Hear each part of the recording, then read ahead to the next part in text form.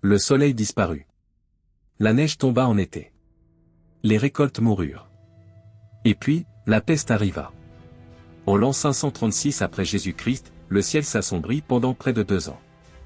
Un nuage dense recouvrit le monde. Le soleil ne brillait plus. Les températures chutèrent brutalement. La faim devint la norme. L'air empestait la mort. Et alors que le monde semblait se désagréger, un seul homme portait sur ses épaules le poids d'un empire. Son nom était Justinien. Empereur d'Orient. Seigneur de Constantinople.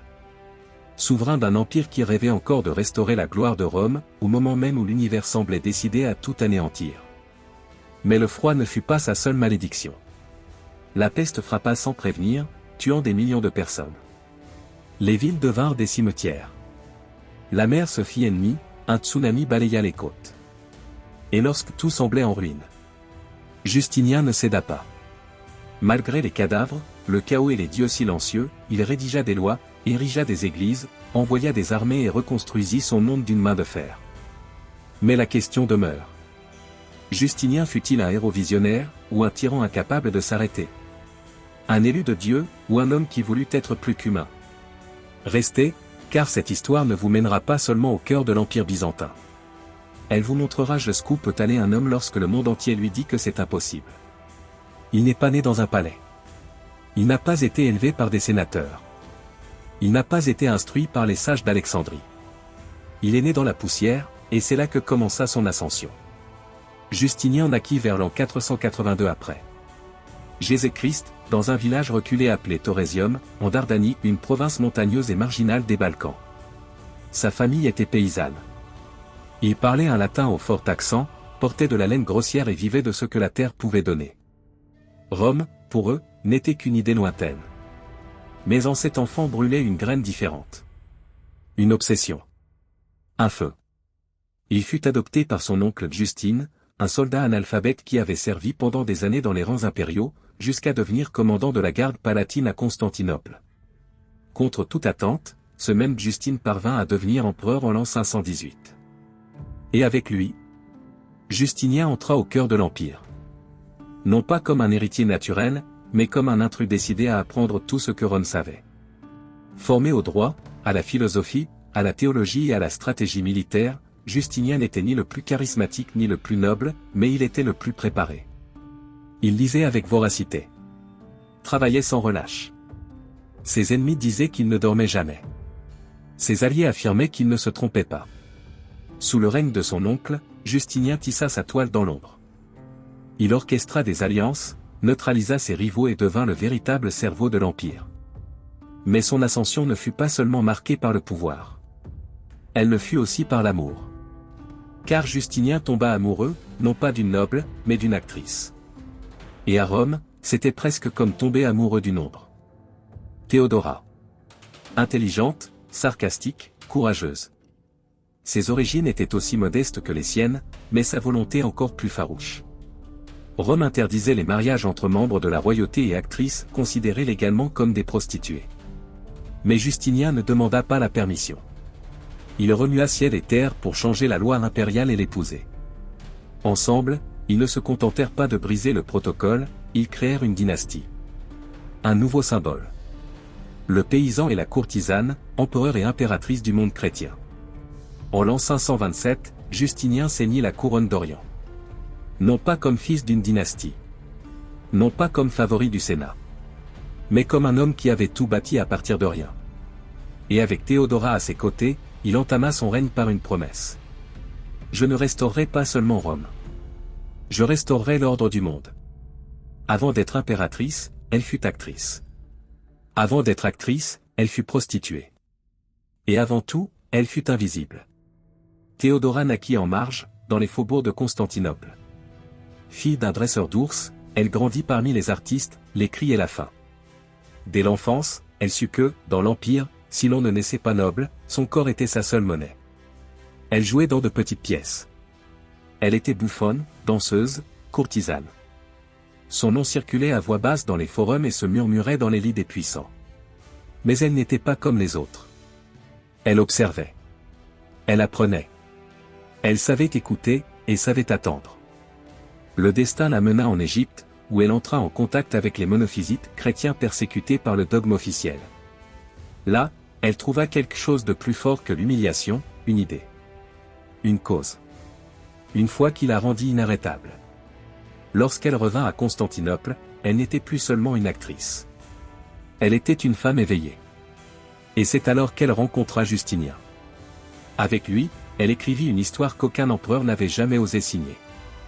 Contre toutes les lois, contre toute morale imposée, Justinien tomba amoureux. Mais Rome ne pardonnait pas l'amour entre classes. Pour faire d'elle son épouse, il dut accomplir un acte qu'aucun empereur n'avait jamais fait, changer la loi impériale. Théodora ne fut pas seulement une épouse. Elle fut sa conseillère la plus fine. Son bouclier politique. Et, dans les moments décisifs, sa seule source de courage. Lorsqu'éclatèrent les émeutes de Nika, et que le palais se retrouva encerclé par des dizaines de milliers d'émeutiers, Justinien voulut fuir. Les navires étaient déjà prêts. Il allait s'échapper. Mais ce fut Théodora qui l'arrêta. La couronne est un linceul glorieux, dit-elle. Celui qui est né pour régner ne doit pas survivre à sa dignité. Ces mots, froids, fermes, éternels, scellèrent le destin de la ville et de l'Empire. Après son intervention, Justinien ordonna la répression la plus sanglante que Constantinople ait jamais connue. Et lorsque la poussière retomba, le trône tenait toujours. Grâce à elle. Théodora était un feu. Et comme tout feu, elle marqua, brûla et transforma. Elle protégea les femmes les plus vulnérables. Elle fonda des refuges pour les prostituées. Elle légiféra aux côtés de son époux en faveur des petites filles abandonnées. Sa compassion n'était pas douceur, c'était une lame. C'était la justice née de la douleur vécue.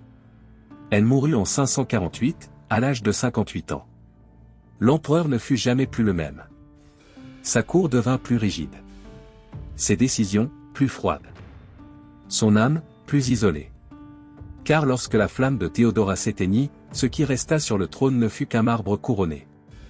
Ce ne fut pas une guerre. Ce ne fut pas une invasion. Ce fut le ciel, qui se retourna contre l'Empire. En 536, 9 ans après être monté sur le trône, l'empereur Justinien affronta un ennemi qui ne venait ni de Perse, ni d'Afrique, ni des Balkans. C'était quelque chose de plus vaste, de plus ancien, et de plus implacable. Le soleil disparut du ciel. Pendant plus d'un an, un nuage dense recouvrit l'hémisphère nord. La lumière devint cendre. La chaleur, un souvenir. Les saisons perdirent tout sens. Il neigea en été. Les récoltes échouèrent. Les champs se vidèrent. Les animaux mouraient les yeux ouverts. Et la faim devint la langue commune des pauvres et des riches. L'histoire l'appelle « l'hiver volcanique ». Le peuple l'appela simplement châtiment. Les scientifiques modernes pensent que 3 éruptions volcaniques massives, en des lieux encore débattus, libérèrent tant de soufre dans l'atmosphère que la planète entière plongea dans une sorte de nuit prolongée. Ce fut l'événement climatique le plus sévère des 2000 dernières années. Et comme si le ciel ne suffisait pas, la peste arriva. En 541, une maladie inconnue apparut dans les ports de l'Empire. Les morts s'entassaient si vite qu'il n'y avait plus personne pour les enterrer. À Constantinople, des charrettes emportaient les cadavres par milliers. Procope, le chroniqueur du règne, écrivit que l'odeur était si dense qu'elle semblait un brouillard épais. C'était la peste bubonique. Et en moins d'une décennie, elle anéantit presque la moitié de la population de la capitale. Justinien lui-même tomba malade. Il survécut, mais son âme, dit-on, non. Sa réponse fut impitoyable, il imposa des taxes sur les biens des morts, força les paysans survivants à continuer de payer comme si leurs voisins vivaient encore, et signa de nouvelles lois sur les successions pour contrôler le chaos. Était-ce de la froideur? Du contrôle? Du désespoir? Et lorsque la peste et la famine semblèrent insurpassables, la terre trembla. En 551, Beyrouth, alors appelée Berytus, fut frappée par un séisme d'une brutalité extrême. Un tsunami ravagea les cités phéniciennes. Les côtes furent englouties. 30 000 morts. Des centaines de navires coulés. Des marchands, des artisans, des juges, des enfants, tous avalés par la mer. La question est inévitable. Le règne de Justinien fut-il marqué par une malédiction? Ou n'était-il qu'un homme pris entre les forces aveugles de l'histoire? Car, tandis que tout s'effondrait, il ne céda pas. Ne renonça pas. Ne se brisa pas. Il gouverna. Comme si la fin du monde n'avait pas le droit de l'atteindre. Quand la chair meurt, la loi demeure.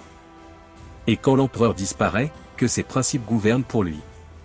Telle était la pensée de Justinien. Un homme qui avait vu le chaos, la peste et la décadence. Un empereur qui savait qu'aucun empire ne dure s'il n'est régi par des règles. Et c'est pourquoi il se fixa un objectif titanesque, ordonner tout le droit romain en une seule œuvre. Claire. Définitive. Éternelle. Ainsi naquit le Corpus Iuris Civili, le corps de droit civil, également connu sous le nom de Code Justinien. Ce fut plus qu'un livre. Ce fut un empire fait de papier, d'encre et de jugement. Il rassembla les lois des siècles passés, élimina celles devenues obsolètes, reformula celles ambiguës, et laissa un héritage juridique qui survécut à son empire, au Moyen Âge, à la Renaissance, jusqu'à nos jours.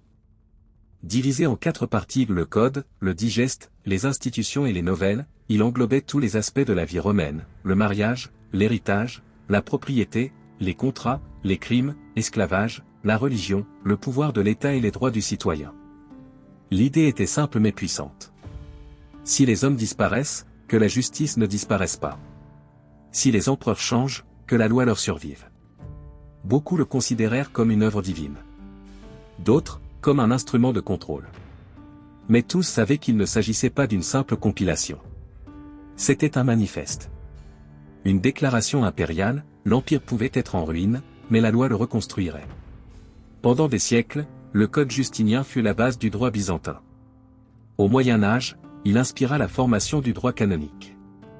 Et plus tard, il influença les lois modernes de l'Allemagne, de la France, de l'Italie, de l'Espagne et de toute l'Amérique latine. Aujourd'hui, plus de 1000 ans plus tard, nous signons encore des contrats, rendons la justice et revendiquons des droits, dans les longues ombres de Justinien. Rome n'est pas morte. Rome ne fait que dormir, et moi, je la réveillerai. C'est ce que répétait Justinien dans les couloirs de son palais, tandis que les cartes du monde étaient dessinées et effacées encore et encore. Car cet empereur ne voulait pas seulement défendre son empire, il voulait reconstruire celui qui avait déjà été perdu. Et pour cela, il lui fallait un génie de la guerre. Son nom était Bélisaire. Un commandant implacable, jeune, brillant et loyal. Avec lui, Justinien lança la campagne militaire la plus ambitieuse depuis César et Auguste. Ils vainquirent d'abord le puissant royaume vandale en Afrique du Nord. Puis, ils lancèrent une campagne en Italie contre les Ostrogoths. Rome, Naples, Ravenne, une à une, les anciennes perles de l'Empire d'Occident furent reprises. Pendant un instant, le rêve sembla se réaliser, la Méditerranée redevenait un Mare Nostrum. Les anciennes provinces de l'Empire défunt obéissaient désormais à Constantinople. Mais la gloire avait un prix. Les guerres durèrent des années. Les impôts augmentèrent. La peste, toujours présente, décimait soldats et citoyens. Les territoires repris, bien que symboliquement précieux, étaient dévastés, difficiles à gouverner et encore plus difficiles à défendre. Et malgré tout, Justinien insista. Il fit construire des forteresses, réorganisa les frontières, nomma des gouverneurs, il croyait qu'avec de la volonté, un empire pouvait renaître dans son intégralité. Mais tous ne partageaient pas sa vision. Certains disaient que son ambition n'était pas héroïque, mais suicidaire. Rome fut reprise, mais aussi mise à sac, détruite par les combats et abandonnée par une grande partie de sa population. L'Afrique du Nord fut reconquise, mais retomba vite dans le chaos. Et la lutte interminable épuisa les ressources de Constantinople. Justinien gagna des batailles, mais sema des ruines. Il ranima un empire, mais en hypothéqua l'âme. L'empereur croyait que sa gloire justifierait les moyens. Mais pour beaucoup, sa victoire n'était qu'un écho vide. Le reflet d'un passé qui ne pouvait plus être ressuscité. L'histoire n'a pas été écrite pour des femmes comme elle. Et pourtant, elle força l'histoire à se souvenir d'elle. Théodora n'était pas née impératrice. Elle était née dans la misère.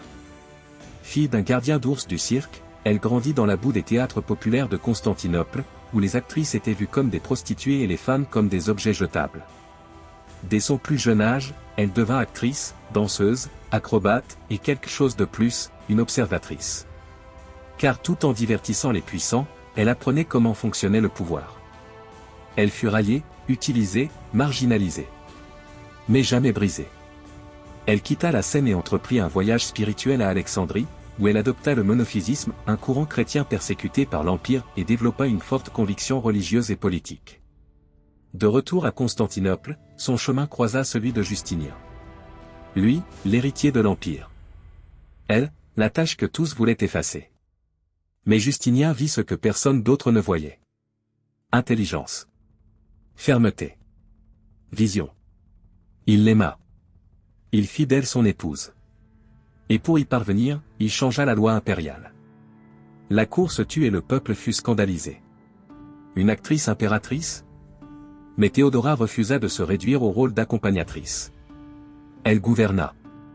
Elle décida. Elle influença. Elle dirigea. À ses côtés, Justinien ne régnait pas seul. Lorsqu'éclata la révolte de Nika, la pire crise de son règne, le Sénat lui demanda de fuir. Justinien tremblait. Les rebelles étaient en train d'incendier la ville. Mais ce fut Théodora qui se leva sur le trône et prononça les mots qui changèrent l'histoire. La pourpre est un linceul glorieux. Je préfère mourir impératrice que vivre en fugitif. Ces paroles refroidirent la peur de son époux. Justinien ordonna d'écraser la révolte. Et il le fit avec une brutalité qui mit fin à toute menace future. Théodora ne sauva pas seulement l'Empire. Elle réforma les lois en faveur des femmes, promut les droits des prostituées, protégea les nonnes persécutées et affronta les hauts patriarches qui la méprisaient. Elle fut, peut-être, la femme la plus puissante du premier millénaire. Et lorsqu'elle mourut en 548, Justinien ne fut plus jamais le même. Tout ce qui monte, s'use. Et même les plus grands empereurs finissent seuls. Après la mort de Théodora, Justinien vieillit. Mais il n'abdiqua pas. Il gouverna seul, de plus en plus enfermé en lui-même, comme si l'Empire n'existait plus que dans sa tête. Il passait des heures à méditer, écrire, réviser des lois, dicter des décrets. Son corps s'affaiblissait, mais son esprit restait implacable. Il vivait entouré de cartes, de manuscrits et de fantômes. Isolé du peuple, méfiant envers les généraux, prudent avec le Sénat. Il n'était plus l'empereur qui rêvait de reconquérir Rome. Il était l'empereur qui craignait de perdre même Constantinople. Les ennemis extérieurs pressaient. Les frontières étaient fragiles. La peste ne disparut jamais complètement. Mais il resta, ferme. Obstiné. Comme si sa seule volonté suffisait à soutenir les fondations d'un monde qu'il ne comprenait plus. Et pourtant, ce monde lui devait beaucoup. Lorsque Justinien mourut en 565, il avait régné près de 40 ans. Il fut le dernier empereur à parler le latin comme langue maternelle. Le dernier à tenter de reconstruire l'ensemble de l'Empire romain. Et le dernier à laisser une empreinte si profonde qu'elle nous atteint encore aujourd'hui. Ses ennemis l'appelèrent despote. Ses alliés, visionnaire. L'histoire ne se mit pas d'accord. Mais la vérité est que sans Justinien, l'Europe serait autre. Ses lois, son architecture, ses guerres, son ambition, marquèrent la fin d'une époque et le début d'une autre. Aujourd'hui, quand nous regardons les ruines de Sainte-Sophie, quand nous étudions le droit, quand nous prononçons le nom de Théodora, quand nous lisons sur l'Empire byzantin, l'écho de sa voix résonne encore. Et cet écho, même s'il sonne parfois comme un tyran, garde encore quelque chose d'impérial. Justinien mourut sur le trône, mais ne quitta jamais l'âme de son empire. Il fut aimé et haï. Jugé pendant des siècles. Mais au final, il fut rappelé à la mémoire. Et cela, pour un empereur, est plus important que la victoire. Si cette histoire vous a fait réfléchir, abonnez-vous et activez la cloche. Sur cette chaîne, nous déterrons les échos du passé pour comprendre le présent. De Rome à Byzance, de tyran à visionnaire, ici les pierres anciennes ont encore une voix. Dites-moi en commentaire. Justinien fut-il un héros ou un fanatique du pouvoir? Et si vous voulez plus d'empire, de conspiration et d'empereurs déchus, je vous attends dans la prochaine vidéo.